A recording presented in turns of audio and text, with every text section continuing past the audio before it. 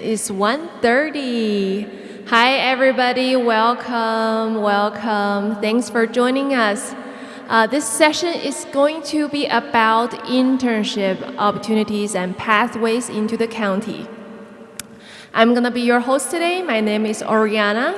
I'm one of the senior HR analysts here. So let's get started. Before we begin, let's break the ice a little. Can I see hands of all of you who are looking for internship opportunities at the county? Wow, that's great, almost all of you. Can I also see those who have applied before to any county opportunities? Okay, great to know. So some of you may be familiar with the process already. And then can I see those of you who the lines are way too long and you couldn't get to speak to anybody outside? I knew it. No matter what you're here for, you're at the right place, because joining me are three great speakers who has very in-depth knowledge about counties in and out. So here I have Kim with me. Kim, I'm going in and out with my, sorry.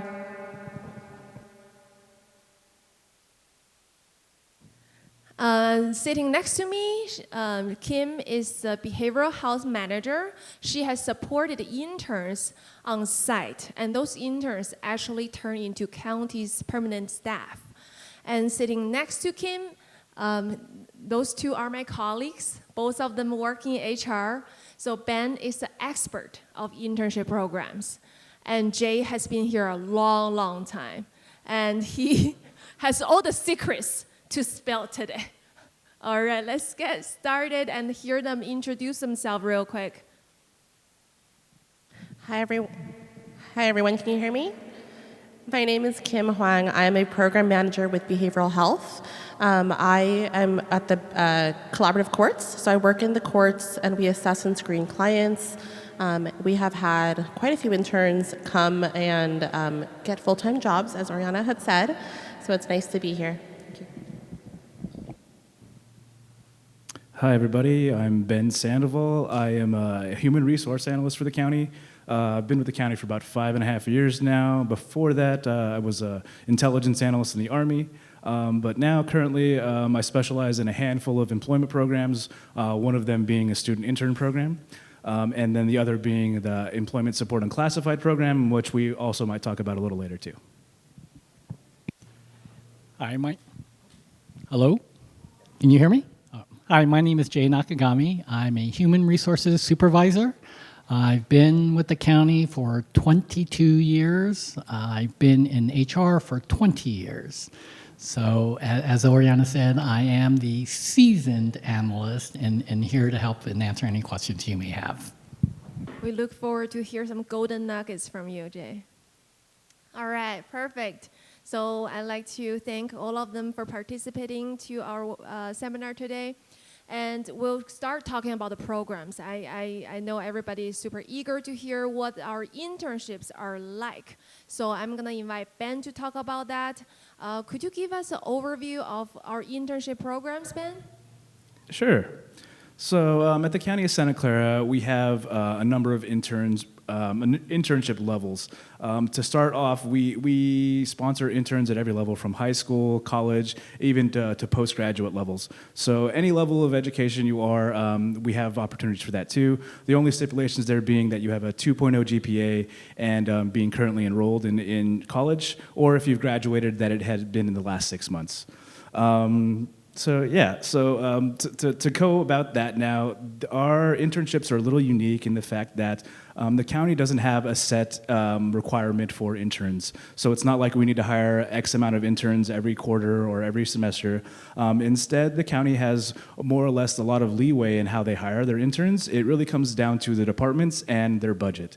So say, for instance, the sheriff's department or something is interested in having somebody do some clerical work for them, as long as they have the budget and have somebody who's qualified or they believe can do that job, depends on the level of high school or college they're in, they can then come back to me and request to have that intern hired. After I process paperwork, we process paperwork, make sure everything's good to go. The intern could be hired relatively quickly after that. Now, I mention all of this because there are multiple ways to get an internship in the county. There's the normal way, which would be to just go on our website and click on the listing for the internship opportunities and apply there. But if you really want to be proactive and you really want to increase your chances of securing an internship at any level, really, there is a page on our county's website. The county's human resources home webpage, there is a drop-down specifically for student interns. So when you go to that page, about halfway down, there's going to be a directory that will link you to all of our county departments, and there you can contact them. And this is where you really will help yourself stand out if you really want to be an intern. We suggest that you actually advertise yourself to the departments. Call them up and say, hey, I'm a student studying XYZ, and I'd really love to use my skills in your department. And almost there, instantaneously, they can give you a response like, hey, you know what, maybe we do have a position for you. Maybe we can find something for you. Or right there, they can tell you, we're not looking at this moment. And it's a much more reactive way to go about securing an internship rather than just being on a list and waiting. So those are the tidbits that I would definitely give you. If you're going to be proactive in securing an internship and doing a little legwork and advertising yourself to a department that you are interested in working in, you greatly increase your odds of becoming an intern. He just straight up answered the next 5 questions I have for him. But that was great information. That was a lot of information, and I really want to do a deep dive into what he just talked about, because I heard the county, because I'm not in charge of the internship program, so I heard the county's internship programs are only sponsored by a couple of departments, such as public health is one of them, social services agency, and behavioral health department. What other departments have you heard that usually promote those programs, Ben? Good question, Oriana. Like you've mentioned the departments that have probably the lion's share of our student interns, but then there are other departments such as like Parks and Recreation. They're always looking for help around, especially this summertime. Our registered voters are always looking for extra help, and they could sometimes take on some interns. But I would say definitely there. I also mentioned the Sheriff's Office. They're always looking to hire interns, and then our district attorneys and public defender's office can always use some help with the caseloads they have.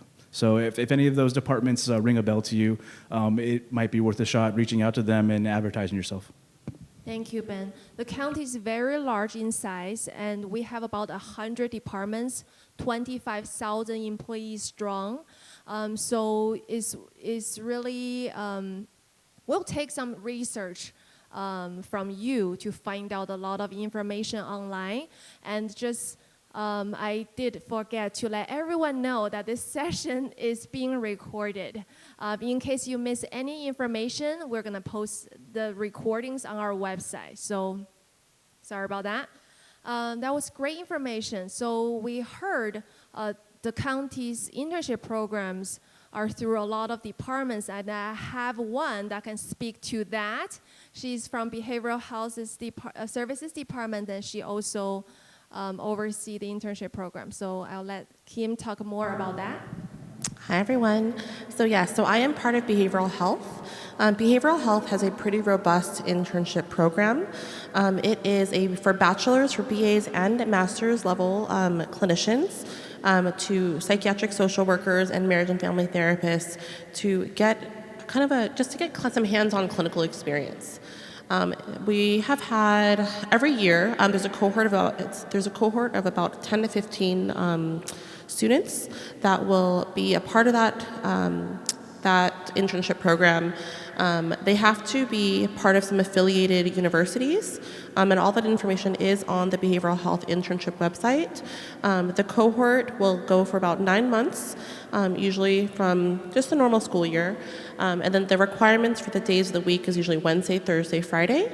And then every Thursday there's a training. It's pretty in-depth. The training is actually really, really helpful. There's been a lot of really great there's a lot of knowledge that people learn in those trainings. They learn more hands-on experience, and they also get the hands-on experience at the sites as well. So for us specifically, we have had about 10 interns over the past 3 years, and almost all of them have secured permanent positions in the county. Many of them came with very limited experience in the clinical world, and we were able to have them have clients, working with the clients to graduation. Again, I work in the courts, so graduated in the courts, and again, just they were able to develop their own clinical skills. Awesome. Sounds like the internship program is a powerful way to get into the county. I'm just curious, is it paid program? So yes, so there is a stipend attached to the internship program.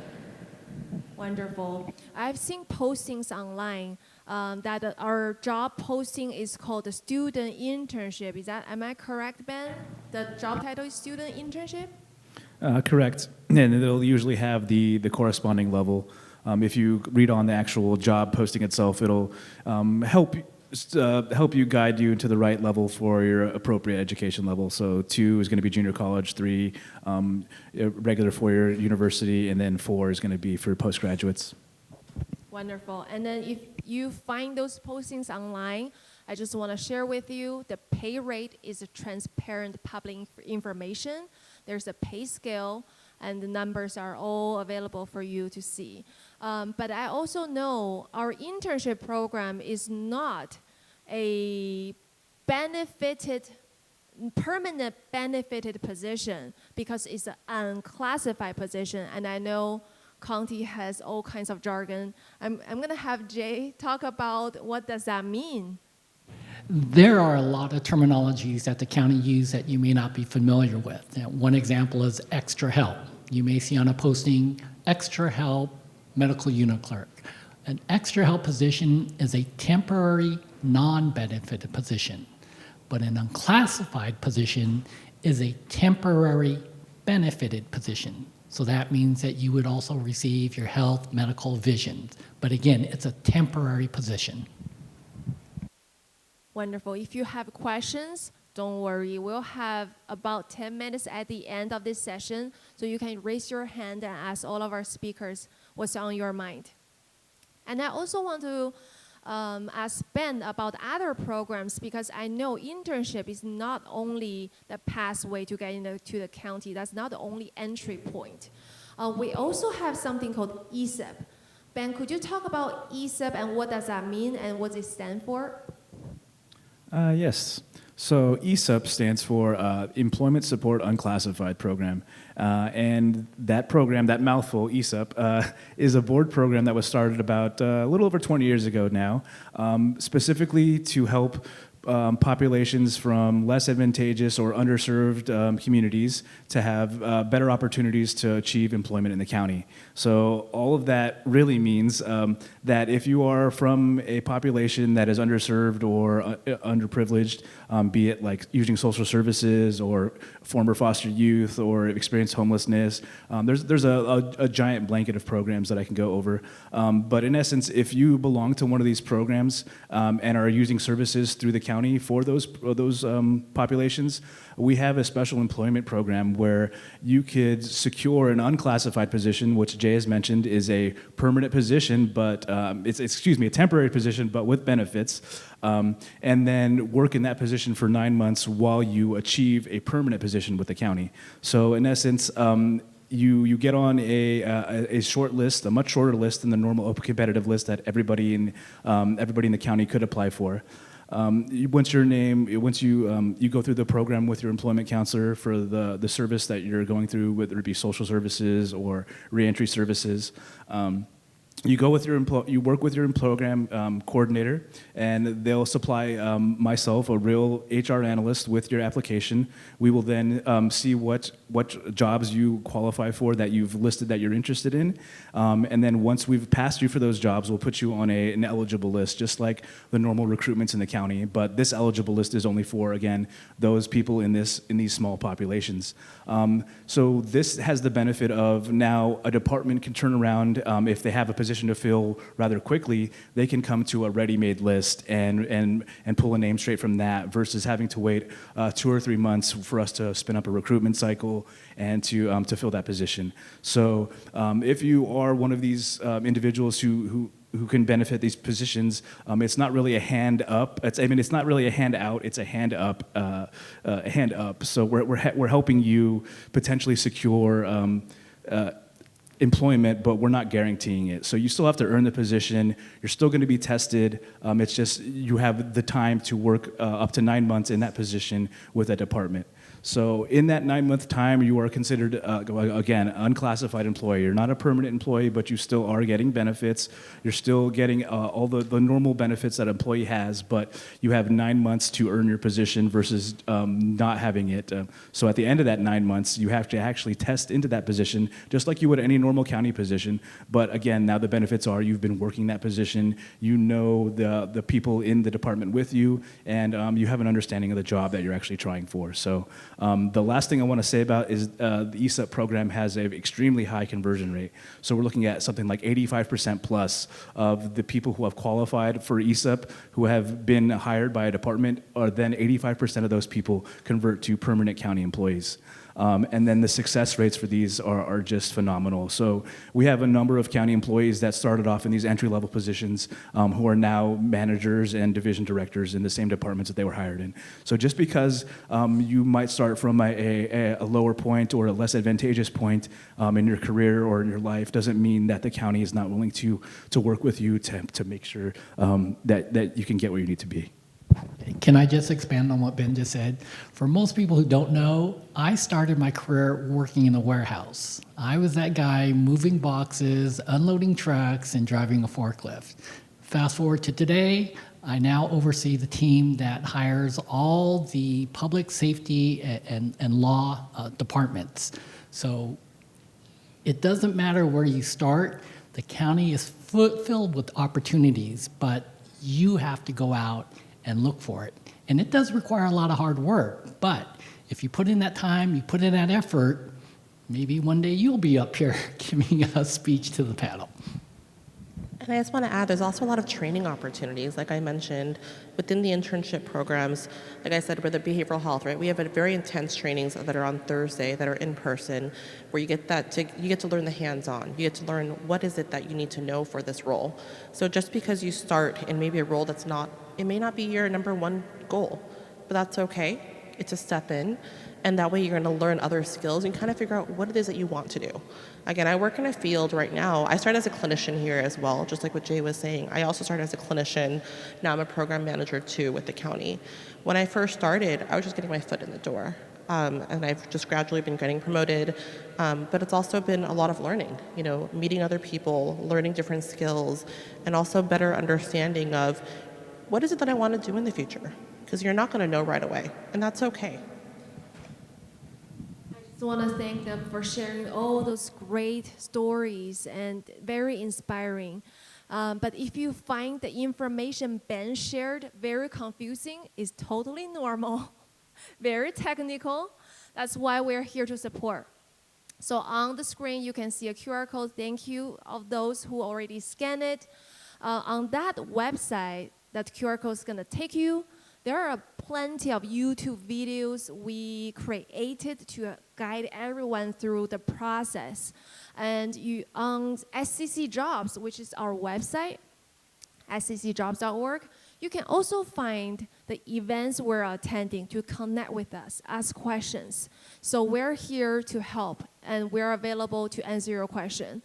And I know it sounds like no matter what entry points you want to start with, you have to begin with the filling out an application. And a lot of us know it takes a very long time. The county's application process is super long. But not to worry, because that's why we have them with us today to talk about the tips and tricks to navigate through that process and how to make your application stand out.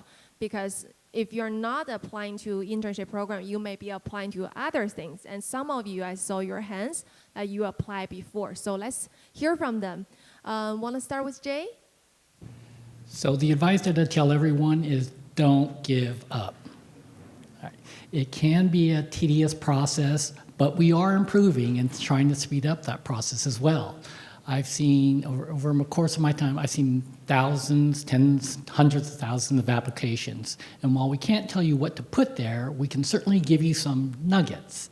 And what I always tell people, whenever you fill out an application, it's like conducting an interview, but on paper. You wouldn't go into an interview and answer yes, no, I was a cashier. Like, don't just put one words, one sentences. It's an opportunity for you to highlight your career, your experience, your education on paper. The other thing that you want to do is to ensure that you capture the information that you're putting on there. And what do I mean by that? Make sure that the information is 1, consistent, 2, accurate, and 3, most importantly, it's updated. I can't tell you how many times I look at an application, this person puts down, I work at 3 different locations all at the same time. I work 40 hours to each place. That's a little suspicious. A lot of people, they don't put the time and effort to update their application. So again, just like when you go into an interview, you want to be prepared. Same thing in your application.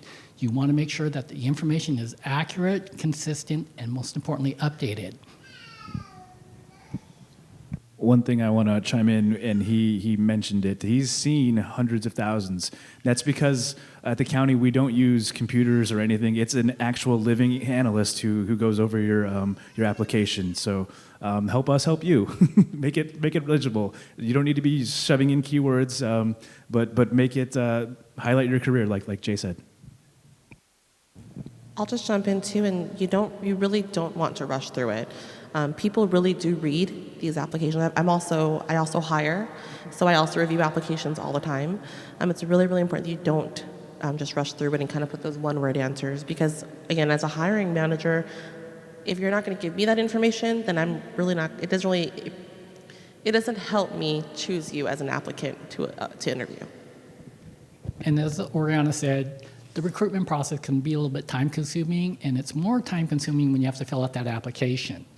As she said, create your account. Now, when you create your account and you apply to a recruitment, it's not a one and done. You can actually save your information and save it for another day. What I tell all applicants, do not wait till the last minute to applying. If you know it's going to be closed on a Friday, don't start at 11:30 at night. You're going to rush through it. You can apply to a recruitment, and then you can save your application. Come back the next day, look at it, improve it, tweak it, modify it, and then when that deadline comes, then submit your applications. But again, as you would do in an interview, do not rush the process. You have the luxury of time on your hand. So again, create your account. When you apply, you don't have to submit it right there and then. It's great to hear perspectives from both HR professional and the hiring manager, right? I have another interesting question that I got from another applicant. Are the application being reviewed by robots? Who wants to answer that? No. and like we said, sometimes we're going to be on recruitments that have 200 or 300 applicants. Sometimes we'll only see 5 or 10. So that could be a reason why some of your applications take longer to hear back if you're moving on to the next step or not. So it's all because there's human error, there's human factors in it. Not human errors, but human factors. So humans can only process X amount of applications a day, and if we have 300 to look through, it might take a week to get through all of the applications, even though the posting closed a week or 2 ago. So those are some reasons why there might be some delays in your applications. It's because we're human. Thank you, Ben. And I know a couple of you have applied before, so you might have seen a lot of automatic generated notices, including a notice that says, sorry, no thanks. So I think what we're very special about is that we always give 5 business days when we reject an application. So if we can find enough of information on your application that we consider that this application is meeting the requirement, we will send an email like that. In the last line of the email would say, 5 business days, please submit more information to us so we can look into it. Jay, do you want to say something about the 5 business days? Yeah, unlike private companies, you get rejected, that's it, you're out. The one great thing about the county is that they do allow you the opportunity to say, if you are rejected, okay, I have 5 days to respond with additional information. And this kind of goes back to what I said in the very beginning. When you fill out your application, be thorough. We have every position in the county, you may be familiar with the term job description. Our terminology is job specification. So you can go to those job specifications and see what the requirements are. And on our job specifications, we don't use minimum qualifications. Our terminology is employment standards section. That is the section that says whether the degree or the type of experience that is needed for that position. Go there and see whether or not you possess that education or experience. And even if you think that you don't have it, I would still encourage all of you, apply. You may not think you qualify, but let the analyst make that determination. So going back to if you receive that reject notice, you have 5 days to respond, saying, I believe I have this experience, I had it at this location, and here were my duties. So that is the one great thing about the county, unlike the private sector. We give you the opportunity. We are trying to be more inclusive, and we want to give you that opportunity to let us know, hey, I do have that experience. And to further add to what Jay has, there's also the I lost my train of thought. Never mind. We're a very inclusive organization. I'll add something really quick. It's really important also as you're doing the application, because it is very long. It's very long, it's very thorough. Imagine that kind of as your interview though, kind of what Jay said earlier, right? I know maybe you have attached your resume. It could be like, oh, I attached my resume, everything's already there. Please put it in layman terms for us. Please put in the application and kind of answer these questions for us, even though you have it there already. It's really helpful for us whenever we are looking at those applications, because a lot of times, just so you guys know, whenever we see the applications, we see the application and your responses, and then the resumes are actually in a separate, they get to open a separate file for it. So a lot of times, as a hiring manager, again, a lot of times the easiest thing is going to be looking at these, here's a question, here's your response. So please take the time and just treat that almost like your interview. Thank you, Kim. And I know everyone started to use AI for a lot of things. What do you think about using AI to fill out the application? So I have actually experienced, as a hiring manager, I've actually had someone submit an application where they included in the answers, because there are some paragraph, not essay answers, but paragraph answers. I actually have had someone respond in there with their full ChatGPT question and answer. Everything from, they copy and pasted probably the entire thing. Please do not do that. That was honestly a red flag for me. But yeah, please don't do that.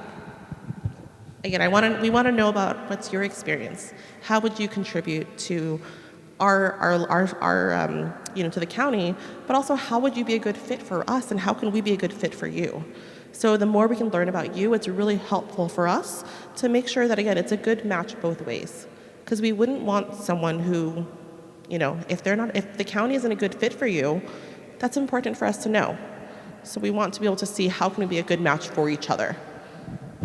That's a great answer. But I do appreciate those who are super creative and efficient about filling out their application. But just keep in mind, applications are read by all of us. The first hurdle that our application will go through is the review of if you're meeting the requirements. That's the first hurdle. And the second one is how you can stand out from others. The years of experience you have, if no experience, education, how you're filling out the supplemental question. So at each application, we always have those questions to ask you to find out more about you. And the last hurdle, which is the third one, is getting to the hiring manager, getting in front of the hiring manager to stand out in front of them. Anybody want to say about the supplemental question? Supplemental questions are very important. If you have applied and got past the initial screening process in the county before, you'll know that you've been probably invited to an exam.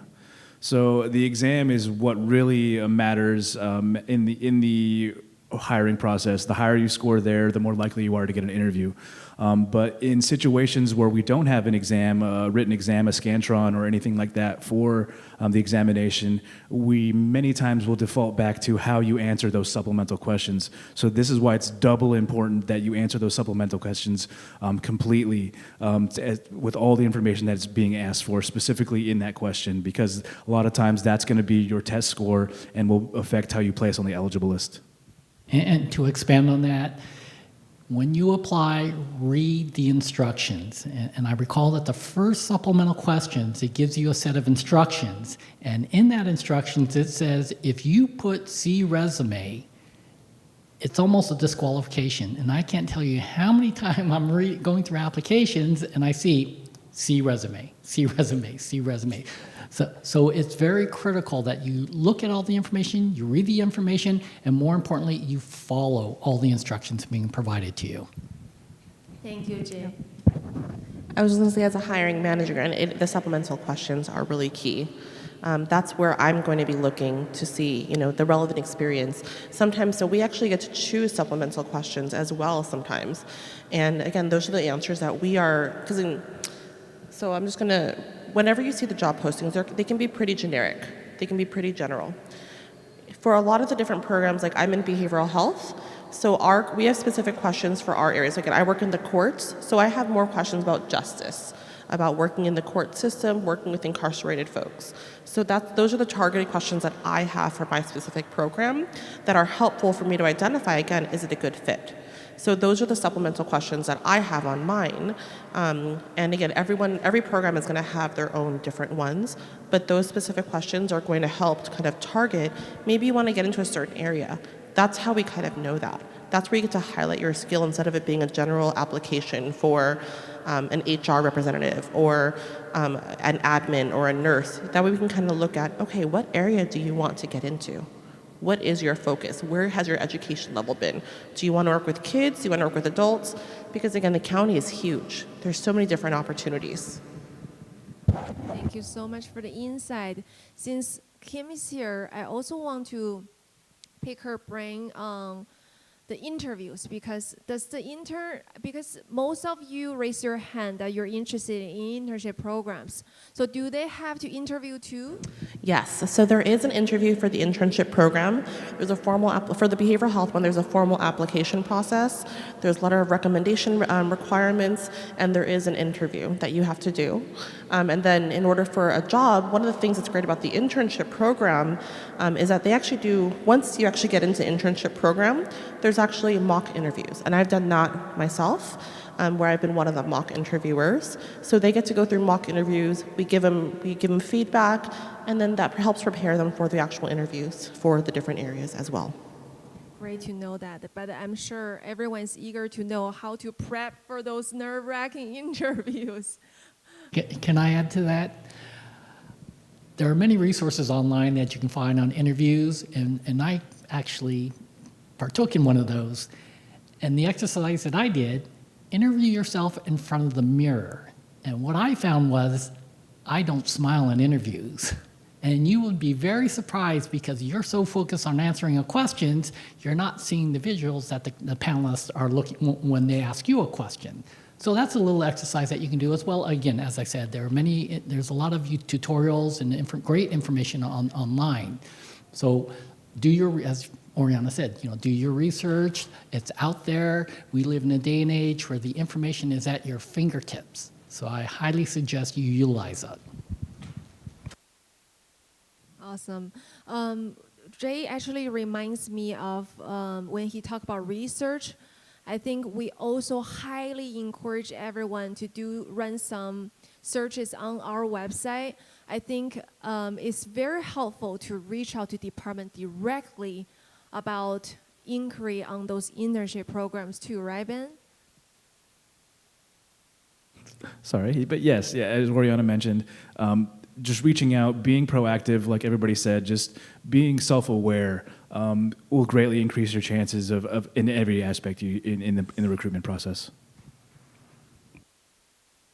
Awesome. I hope we have a lot of questions for our speakers today because this is a great opportunity to address because I know everyone's situation is a bit different and all of our recruitments are different. I think we have about 10 to 15 minutes to address your questions.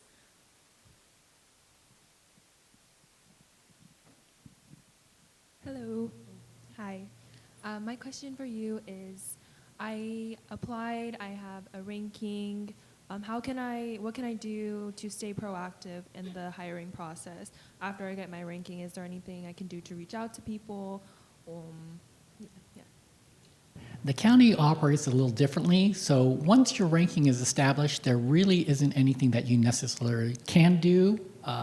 The only thing that I would also recommend is the county opens up postings almost on a daily basis, and it's almost impossible to see, okay, did I apply to this? Did I see this one? I recommend that you pick a day of the week, and Wednesday. If you look at the county's website every Wednesday, you will see every single recruitment that opens up. And most recruitments will open up for 2 weeks. 2 weeks, yeah. So if you see a position that you're interested in, apply. But to answer your question directly, at this point, once your ranking is established, there's nothing that you need to do except check your inbox every now and then. Because if we send you a notice saying, yes, your name is being referred to a department, I believe you have 3 days to apply to notify that hiring manager. If you don't, after the third day, they just move on.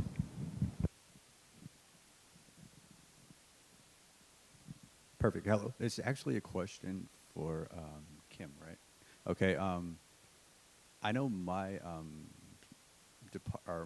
school, the Master's of Social Work program at San Jose State, they only allow you to have 16 hours of internship hours. However, I did hear you stay 3 days. Am I correct?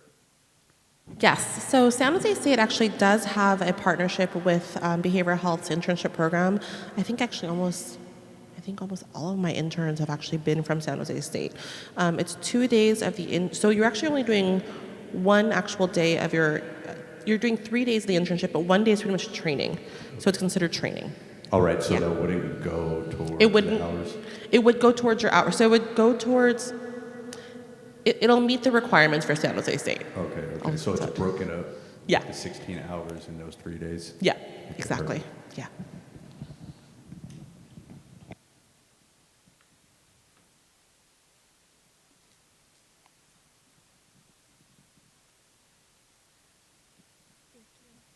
Hi. So I know, Mr. Ben, you said that we could reach out to the head of departments in order to stand out. I'm pretty sure you mentioned something about a page. Which page exactly would that be? Do you have it pulled up right now? Yeah. Okay, so if you're on the Employee Services Agency's homepage, there should be a drop-down in the upper left for career seekers. And if you scroll down there, there's a student intern page. Okay. And then my second question is, are there any internships that also offer financial help for students in graduate or doctorate programs? So all of our internships are paid, if that's what you mean. As far as like giving you stipends, that's not something the county does, but they're all paid. So all your hours you worked will be paid hours. Okay. Thank you so much.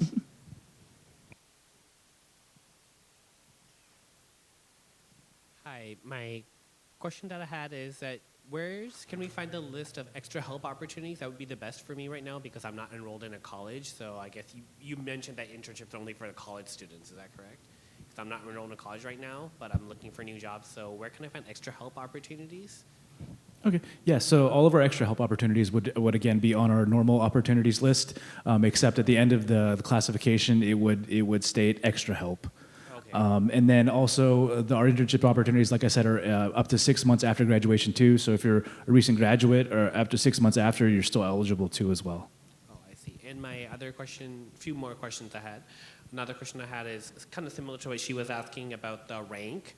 So once we get the rank established, is there any way we can reach out to anyone asking if there's anything missing in our application, anything like that, or if we can reapply? I just wanted to know about that. He did say there's nothing much we can do, but is there something else we can do, like reach out to the hiring manager? Unless it was like an administrative error or something that you caught, that there's not much, we could not much recourse at that point. How is the process? I'm just curious. Once we get the rank, how about hiring? Is it like first 20 people, 30 people? I'm just curious. Okay, I could go in a little more depth into that. So technically the county's policy is for every vacancy that a department has, they're entitled to 10 names from that eligible list, but we also consider ties. So say there's 12 people that all tied for the top 10, the department would get all 12 of those names. So that's why we suggest you to score higher on that on your exam, so you can score so you get placed higher on the eligible list and have a better chance of getting referred.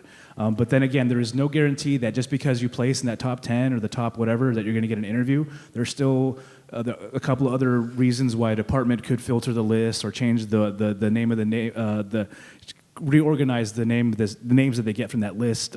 But you still want to aim for that top 10. That's going to be the most helpful. I've been trying for top 10.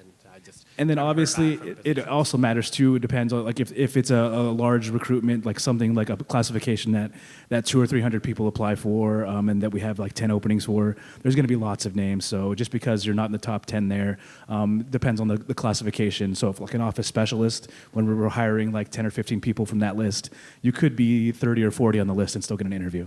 Oh, I see. So if you want like extra help for IT, do we have to reach out to Technology and Solutions for that? Or? That would be possible, but again, they're really going to probably post them on our website. But there are some instances where extra help could kind of just if you know somebody, they could refer you to extra help. Okay, go ahead. Every application that you apply to, when you answer those questions at the end, there is one question that says, "Are you willing to work extra help?" So apply to that recruitment and check that box. I've done that. Thank you.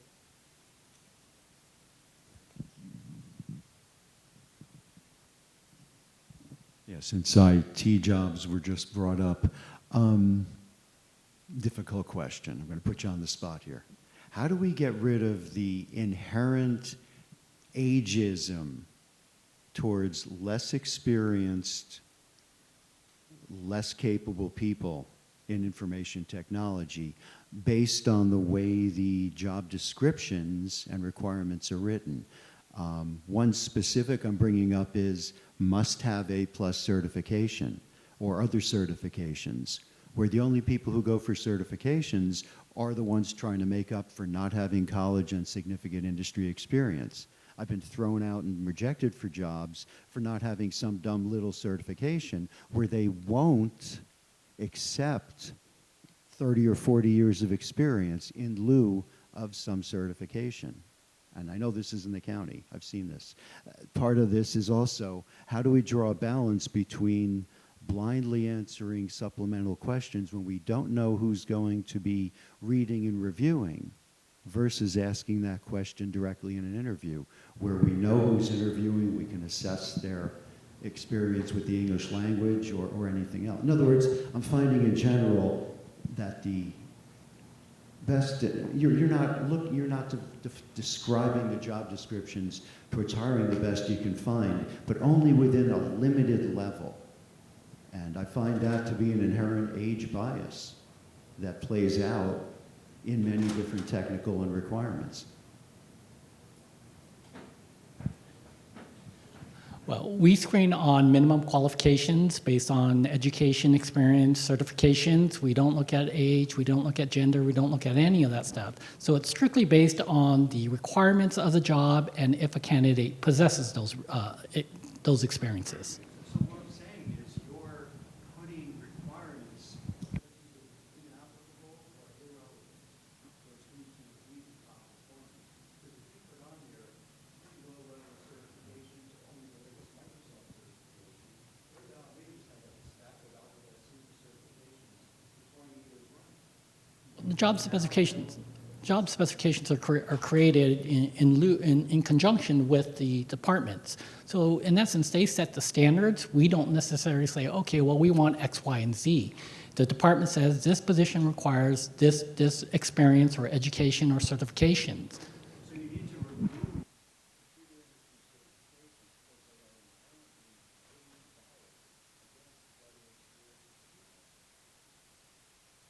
Some classifications we do accept certain experience in lieu of education.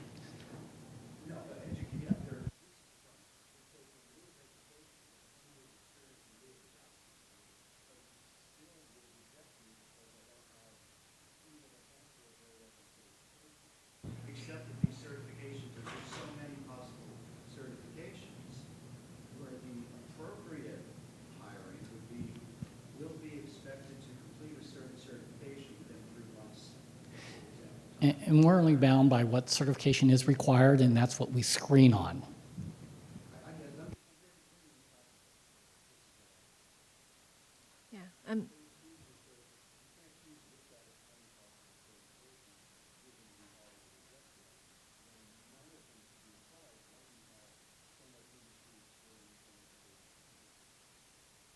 Yeah, I'm more than happy to connect after this. Thank you. Thank you for your question. Thank you. Thank you for so many information. I just have one simple question. Like I'm trying to understand what category I belong to because I completed masters.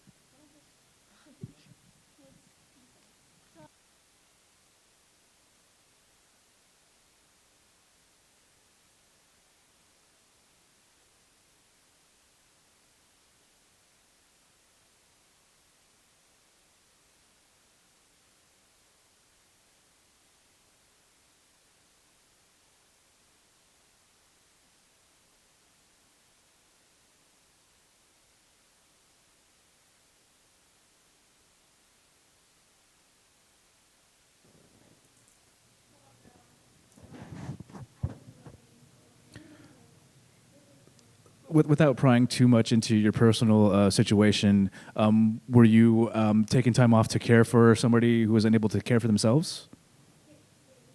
Yeah. So you actually do qualify for ESEP. We have the caregiver returnship program that's actually one of the newest added to that, specifically for individuals who have had to leave the workforce, who were professional level, had to take time off or couldn't start their career because of situations like that. Definitely.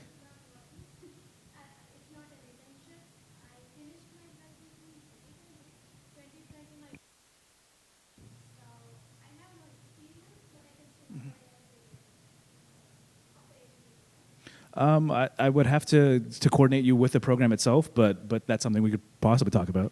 Yeah, there are also many entry-level positions and recruitments we have. I can show you where to find them.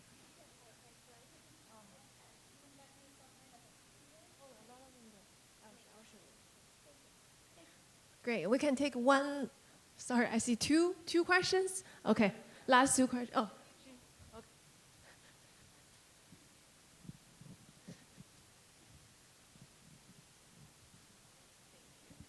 My question's pretty simple, but for the unclassified employee, are you able to move within the county, or are you to remain at the position that you applied for? So unclassified employees, that's one of the things they can't do. They can't do the transfer line like normal employees can. That is one of the things that separates them from the normal coded positions. But like we said, you're getting the benefits, you're getting everything else that comes with being an employee, besides that one last little benefit. But as a hiring manager, honestly, with unclassified, it's still, again, it's a step in the county, and you'll be able to get, hopefully, if a quota position does open up, then you're gonna have a higher chance of getting that position. Yeah, like Due to she experience. alluded to, like if you're unclassified, the odds of you converting to classified are extremely high. She actually mentioned what I was going to mention. Aside from that, your tenure, although varying, is very impressive for your positions. It's so rare in Silicon Valley that you don't have such a large turnover. So that's quite encouraging. I guess the other question I have is, with college students, sometimes they change their mind, and internships, are they like short-term, like 6 months, or is there a range where they could try something for behavioral health in the courts if they have that interest, but then they decide, maybe I want to go and explore, the sheriff's office? How easy is that? Let me rephrase. How can you allow for multiple internships over the course of someone's college career? Okay, good question. So to start off with the bat, we certify students by term.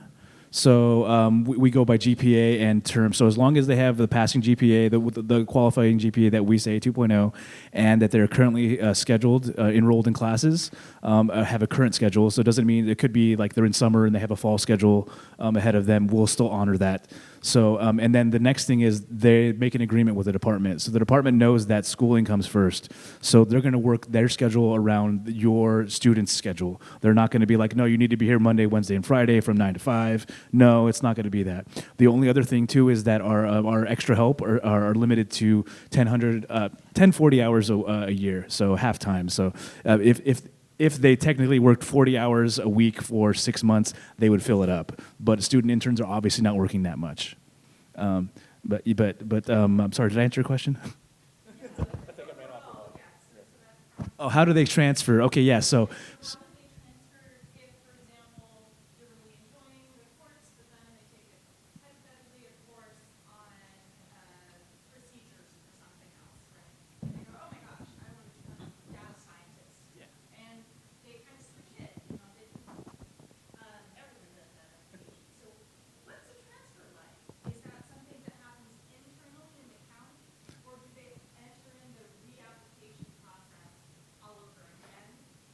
Yeah, it would most likely be what you said, re-entering it again.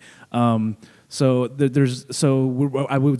team would certify them for the term that they're in, and then the department would say how long the internship lasts for. The department's the one who decides how long the internship is going to last for. Obviously, the student and the department can make an agreement on like, oh, I can only be an intern for these next 3 months, and then I'm doing something else. And the department says yes or no, So then it's at the end of that time when the one department separates them or stops paying them that they could potentially go and advertise themselves to another department and try to get employed there. Mm-hmm. Thanks for all the great questions. And I want to thank everyone who are here with us today, and thank our speakers who are able to answer a lot of our questions, and we're happy to connect. So those of you, I hear a lot of frustrations and maybe roadblocks in your career searching, and we're happy to connect and talk more about your individual situations. Thank you all for your time.